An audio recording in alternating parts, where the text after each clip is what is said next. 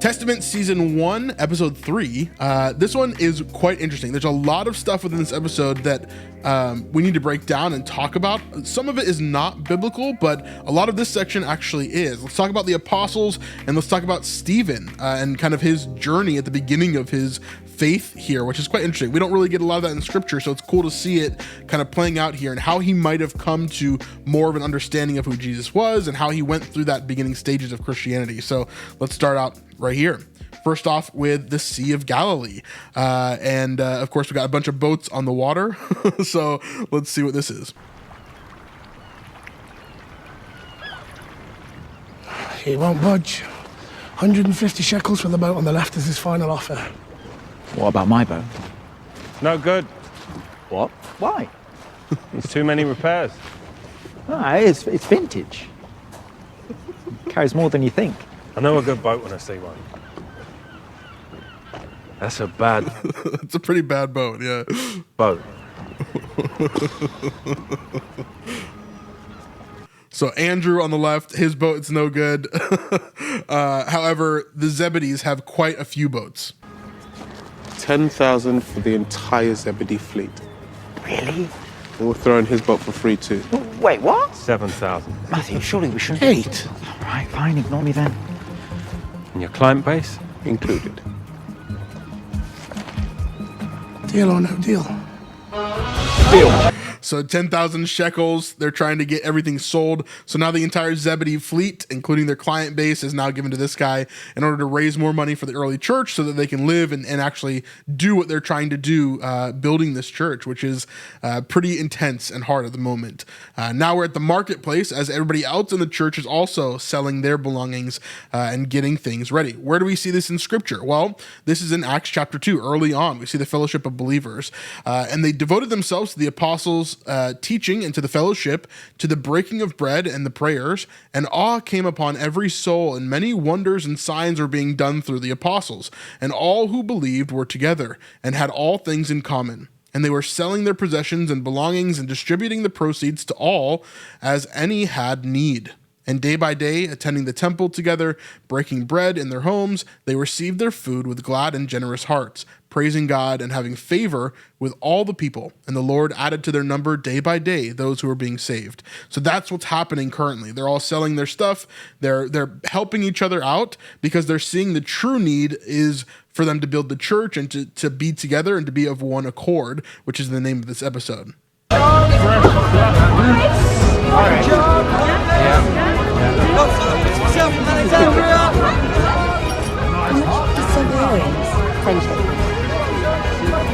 Yep. So we're seeing a bunch of our main characters here. Here's Susanna. We just saw Simon the Zealot. We're seeing a bunch of different people here.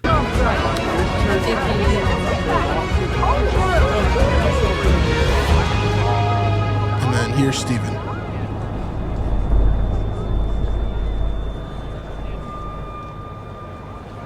$200 shekels for everything in the trunk. And there's Philip. Remember, this is not Philip the apostle. This is Philip the evangelist that's here. Now, Stephen is having some struggles. If you missed our last deep dives with Caleb, you know that if you missed that, then you have to know that Caleb actually is basically starting to have Stephen doubt a little bit. Caleb is the lame man who was healed in the temple by Peter in the first episode. And so we see here that Caleb, even though he was healed, he does not want to believe in Jesus because he seems to think that it's too dangerous. He doesn't want to be killed by the Imperium or by the Jewish leaders. He just wants to stay out of it. So basically he said, thank you for the healing. No, thank you. I'm not going to follow Jesus. And he started to seed some doubt in Stephen as well of like, is this truly real? Like, how can I follow someone that I've never met? And so Stephen is struggling with that right now. He's kind of looking at everybody selling all their possessions, and he's like, is this really a good idea? What about the car? What are you willing to offer? Does it come with a full tank? Philip, you can't sell your car. Let the man give his price. No, it's not for sale. 350. No, it's not for sale. Stephen, Please. 375. I said it's not for sale. Have a nice day. So Stephen is trying to, in his mind, protect Philip. Now, this might actually be an interesting biblical moment in the future, possibly because Philip might need his car in order to travel in the future and in order to meet someone in the future. I'll leave it at that for now because I'm sure it's going to come up in the show. But in order for Philip to have his car, maybe it's just an important thing that he needs for a future part of his story. Sorry.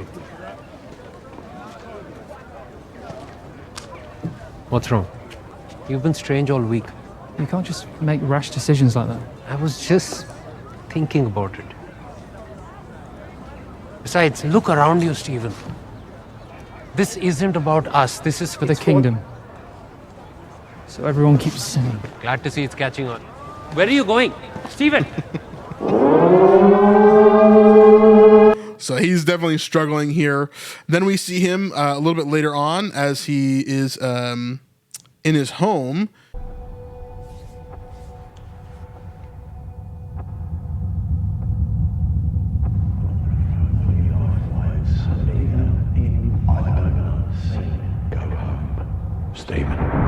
Yeah. So you hear Caleb's voice there saying, "Go home, Stephen." He's remembered the conversation that they had in the previous episode where Caleb is saying like, "Hey, like, I don't know if you can trust this. Just go home, Stephen."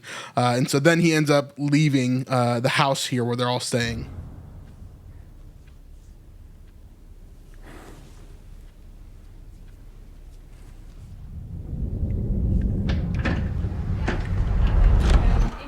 Okay, welcome everyone.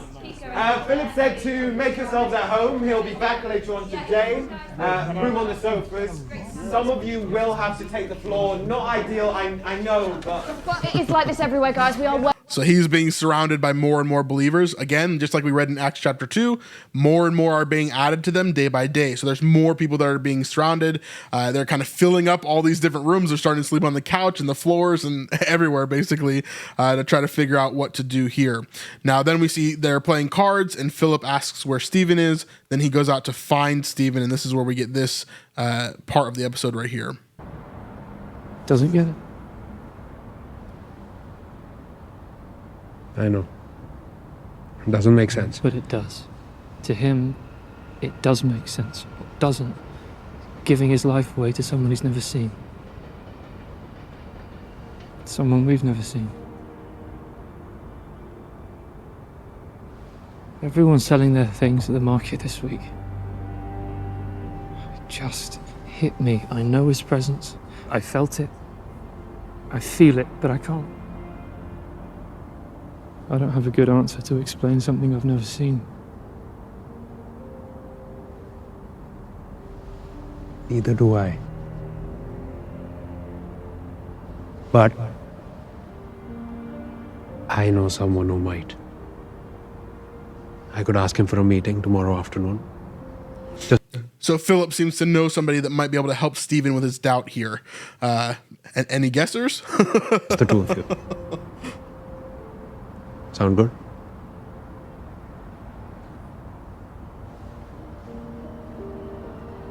Glad I didn't sell the car, or you'd have to walk back home.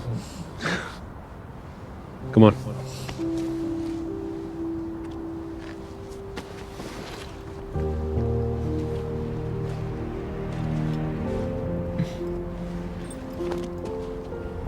So here he says, I have someone for you to talk to. You know, maybe we can talk this out and you'll be able to figure it out. Here he meets with Thomas. Of course, the Apostle Thomas, known for his doubting, right? First the pools are heated. That'd be nice. Thomas, good to meet you. Stephen. I'm Stephen. I know. Oh, yeah. Sorry. Of course. It's nice to meet you. So, Philip's been in a few of my group sessions. He's a good guy. You mentioned you have some questions. Caleb? Believing in what you haven't seen? Yeah. So it seems like Philip has given him a little bit of a heads up as to what this conversation is. And he's kind of filled in on where Stephen is at currently. That's about it. You got any answers for me? No. But maybe I can help you find the right question. Sorry, I don't want to waste your time. I think this might have been a mistake. I didn't see Jesus either. Not at first, anyway. I got back to the apartment one day and everyone was saying that they had just seen him. In the room with them, raised from the dead. I didn't believe them. I wouldn't. Not unless I could see and feel his nail wounds with my own hands. I kept asking, when can I see him? If he'd actually come back, why not to me? Yeah, this is a really interesting thing because we see this in Acts, of course, or not in Acts, sorry, in John chapter 20, and there's a moment here I think that a lot of us don't really realize, which is like this was a longer period of time than I think a lot of people understand. So let's read this through. So now Thomas, one of the 12, called the twin, was not with them when Jesus came. So the other disciples told him, "We have seen the Lord." But he said to them, "Unless I see his hands, the marks of the nails, and place my finger into the mark of the nails, and place my hand into his side, I will never believe." 8 days later, so 8 days had passed in between this point, right? So it's not like Thomas, like a lot of depictions of this have Thomas kind of doubting, and then Jesus immediately appears to quell that doubt. Actually, it took Jesus over a week to reappear to them. And so 8 days later, his disciples were inside again, and Thomas was with them. Although the doors were locked, Jesus came and stood among them and said, "Peace be with you." So Jesus just kind of teleports into the room or walks through a wall or does something supernatural to get inside, right? Then he said to Thomas, "Put your finger here and see my hands, and put out your hand and place it in my side. Do not disbelieve, but believe." Thomas answered him, "My Lord and my God." One of the most powerful statements in all of the scripture, to say "my Lord and my God" here, to say Jesus' divinity. One of the most powerful things. Someone's asking, why was Thomas called the twin? We don't know. We don't know. We can only speculate, right? Maybe he looked like someone else. Perhaps he looked like Jesus, and so they called him the twin because of that. It's really hard to say. We really don't know. You did eventually, right? A whole week later. By then I was almost resentful of the others. Always the joke of Dad started calling me Doubting Thomas. And that hurt. Yep. Yeah, I think Thomas gets the raw end of the deal a lot of times. I don't think he was necessarily doubting Thomas. I think that he was in a lot of pain during that time and mourning. And so he didn't know what to do, and he didn't know what to believe. And so he's probably very confused. But sitting in a week of that is pretty difficult. It wasn't about doubt. I mean, well, it was, but it was about.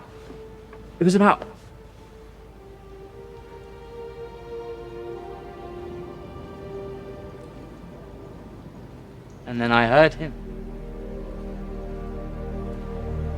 "Peace be with you." And he was with us, right there in front of my very eyes. Took my hands, and he placed it in his nail wounds and in his side. I fell to my knees before my Lord and my God, trembling. And then he said something that haunts me. He told me I believe because I had seen him. But blessed are those who have not seen him, yet still believe. Yeah, one of the most powerful statements ever from Jesus there. Have you believed because you have seen me? Blessed are those who have not seen and yet have believed. You know, this is the category that we are in. We're with Stephen here, which is, I think, such a brilliant use of Stephen within this first season, because he is really showing how we come to faith, right? He is someone from the outside that is now coming into Christianity, is now coming into understanding Jesus, even though he's close to the apostles, you know, much closer than we are, obviously. he still has this new understanding of Jesus. And so he becomes a proxy for us within that, and us understanding, how we fit into that puzzle as well. So yeah, really, really beautifully done. Love this section here. I know what you're going through, Stephen. Since the Spirit's come, I've discovered the question isn't, can I see him? The right question is, Does he see me? yes. Yes, he does. Boat is shaking like crazy. 4 fishermen. None of them. Yeah, love that section there. Now, the rest of this you can check out if you want to hit my link in the description down below. Stephen is a really interesting character within this series as a whole, and there's a lot more to him that we're going to see, of course, a lot more biblical stuff that we're going to see of him coming up. We'll see if it's this season or next season. I'm not 100% sure, but Stephen is definitely a really interesting character for sure. Let me know your thoughts in the comments down below, and we'll see you guys on the next one. Peace.